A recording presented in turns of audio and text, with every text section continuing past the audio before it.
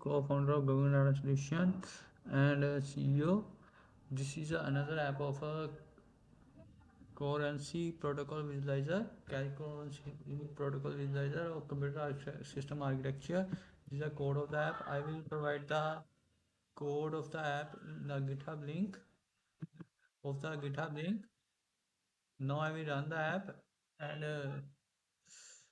this is a C0 and C1 state and current cache line states, and this is the MESI. I will load the sequence step by step and now run all sequence complete. This is a full app of a cache currency protocol apply. Now I will explain with the help of blog. I will also provide why this tool matter. Boss understanding cache currency textbooks alone can be abstract terms like test, BusRd, BusRdX, BusUpgr, Flux, silence upgrade, innovations are why the application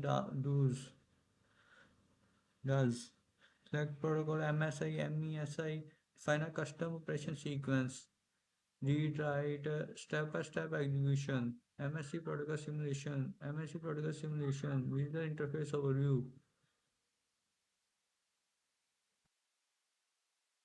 education applications.